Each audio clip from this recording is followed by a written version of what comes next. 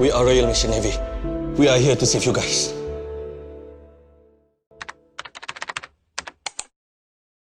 Sinopsis bagi filem Pascal ialah Lieutenant Commander Arman Anwar TLDM adalah seorang pegawai Pascal yang mempunyai sejarah perkhidmatan yang cemerlang dan merupakan seorang wiranegara dalam misi pengaman PBB di Angola.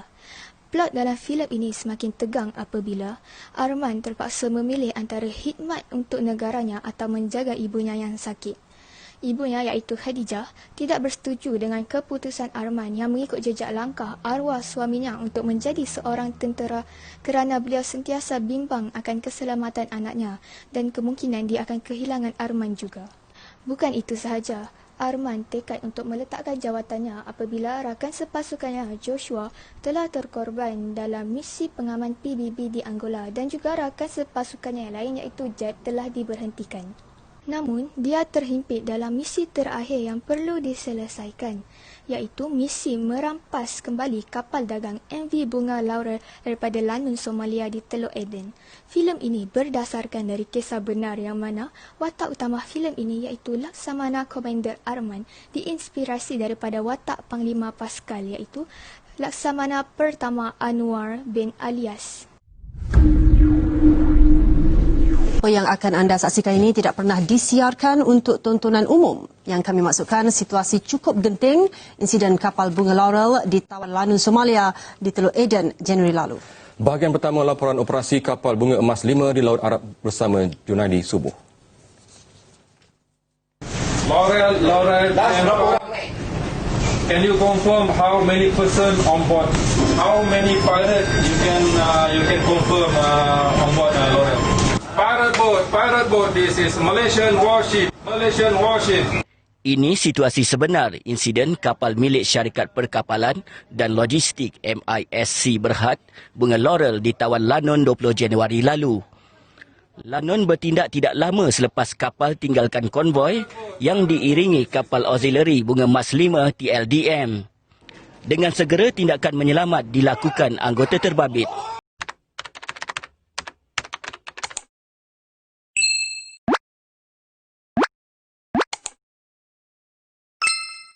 Pascal ditayangkan di pawagam seluruh negara pada 27 September 2018 yang lalu. Filem ini berjaya meraih kutipan tiket sebanyak RM2 juta pada hari pembukaannya. Filem Pascal telah mendapat kutipan kasar sebanyak RM29 juta di belakang filem Hantu Kak Limah dan juga Munafik 2. Seterusnya, Pascal menerima penarafan 8.8 dari 10 bintang di pangkalan data filem internet IMDb, menjadikannya sebagai filem dengan penarafan paling tertinggi di Malaysia. Filem Pascal telah dicalonkan dalam beberapa anugerah di Festival Filem Malaysia yang ke-30 di bawah anjuran Perbadanan Kemajuan Filem Nasional Malaysia FINAS. Antaranya ialah, filem Pascal telah mendapat anugerah khas juri bagi mendorong artis, pembikin filem dan pemuzik untuk membuka jalan baru dalam drama, arahan muzik dan lakonan.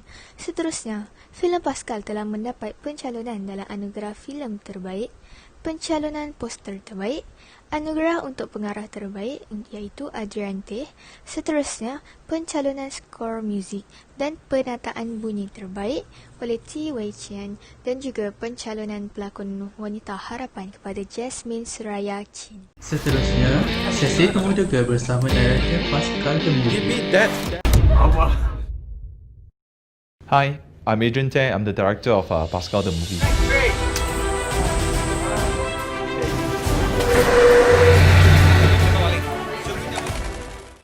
Hi, I'm Akasha. Here is the first question.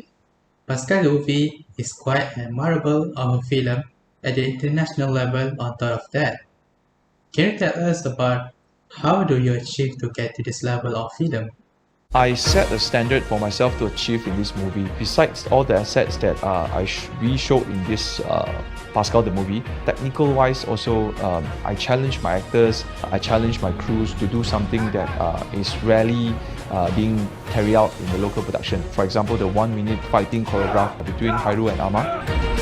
And also a lot of new equipments that I've never used before in my previous work, like the cable cam. All this is to try to give a different perspective. Throughout the project from A to Z, What is the most challenging part that you have encountered? The most challenging part of this project, I would say, is to get it started. It took me 17 to 18 months before I can really shoot this movie. It took me quite a while to get the story approved, to reach to the Navy, to get the approval from the Navy. And I told all my assistant directors and my production crews that irregardless of how well this movie can eventually be or how much money it can sell, it doesn't matter. But the most important part is that I think if we can finish shooting this movie within this production schedule, within this production budget, I believe we already did a very good job if we can do that. The Royal Malaysian Air Force has shown maximum level of support in the making of Pascal the movie. What do you have in mind about this? I would like to express my gratitude to our Royal Malaysian Air Force as well, because they have rendered their support by allowing us to shoot on their assets too. We flew C-130 a couple of times to shoot the halo jump, and then we shot in the hangar. Really a lot of collaborations, a lot of discussion needed to be carried out for us to form this production. A lot of scenes happen to be at the sea. Would you mind to tell us more about this, as us the audiences will be more appreciative?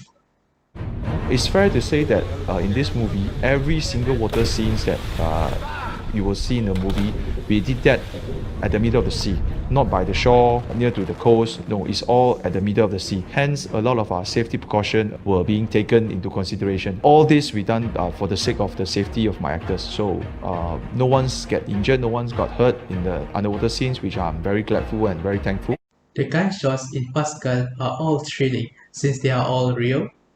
Can you tell us more about this? In this movie, we had quite a lot of actual gunshots in the scenes. During the trainings, we're using actual guns, live round bullets to shoot.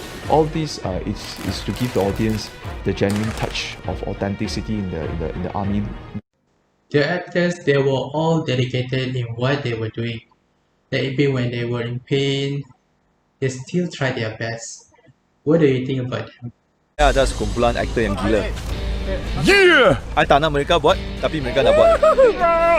I think I'm very lucky because I had a group of actors who are very committed. I put them into trainings. They underwent the actual Pascal training at Lumut. I trained with them. I've put on gadgets, I run with them, I swim with them. And all this is to give them a taste and the taste of the real life of being a Pascal. During the shoot, and I feel really grateful that they wanted to do all the scenes by themselves, especially the training scenes in Lumut, where they have to get all dirty, they have to soak themselves in mud, and then they have to soak themselves in seas, wearing only minimum apparels. They were, all very supportive. They did all the scenes by themselves. Pascal, the movie, is a genre that very few local producers or director has attempted to do. I hope that I've done enough to make the real Pascal proud, because I really salute the way they contributed their life to our nations. Pascal! Baik! Pascal! Baik! Pascal! Baik! Selain itu, semangat patriotik yang terdapat dalam filem ini ialah melaksanakan tanggungjawab sebagai seorang tentera dengan rela hati walaupun ditentang keluarga. Hal ini berlaku kerana ibunya beranggapan Arman tidak patut mengikut jejak langkah ayahnya yang telah terkorban. Namun, Arman kembali diserap semula dalam pasukan Pascal bagi mengetuai satu misi terakhir untuk menyelamatkan negara. Banyak cabaran dan liku-liku dalam mempertahankan tanah air yang tercinta ini. Hal ini demikian kerana inilah tempat kita hidup harmoni dan tempat kita berdamai antara rakyat. Oleh itu, terdapat cara bagaimana kami mempamerkan semangat mencintakan negara. Antaranya ialah melawati tempat bersejarah. Aktiviti ini sering dilakukan oleh para keluarga pada cuti sekolah dan membawa anak-anak mereka melawati tempat bersejarah, antaranya ialah dataran merdeka di Kuala Lumpur dan Kotak Formosa di Melaka. Hal ini demikian kerana para pengunjung dapat menambah ilmu pengetahuan dan peristiwa yang berlaku di tempat berikut. Seterusnya ialah menggalakkan fasilan filem-filem patriotisme.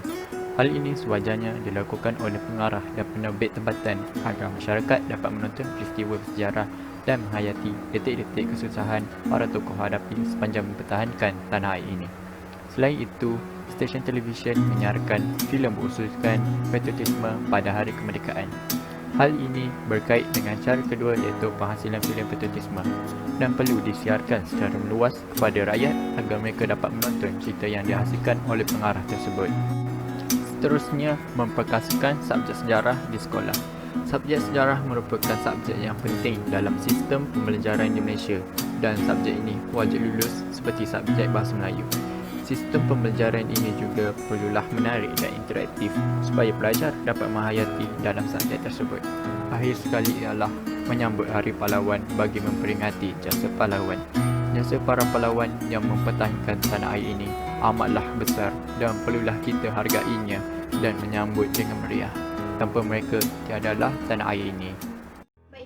Berdasarkan segala cambaran minda yang telah kami kumpulkan dalam video ini adalah dapat disimpulkan bahawa selaku anak jati diri Malaysia, kita seharusnya mempunyai semangat cinta akan negara kerana sekiranya bukan kita yang menghargai segala perjuangan tokoh-tokoh negara dan mengambil pengajaran daripada segala pengorbanan yang dilakukan, maka siapa lagi yang akan memelihara keamanan negara selain daripada rakyatnya? Sekiranya tiada siapa yang mahu mempelajari ataupun menghargai tentang keperitan yang telah dialami bagi mengecapi kemerdekaan yang kita ada pada hari ini, negara kita akan menjadi mangsa muda bagi kuasa-kuasa luar dan mungkin tragedi yang sama akan berulang kembali. Jadi, sebagai rakyat Malaysia sudah pun merdeka selama 63 tahun, tak semestinya kita perlu menunjukkan semangat cinta kepada negara kita secara ekstrim seperti menyertai ketenteraan sebagaimana kita telah lihat dalam video Pascal ini.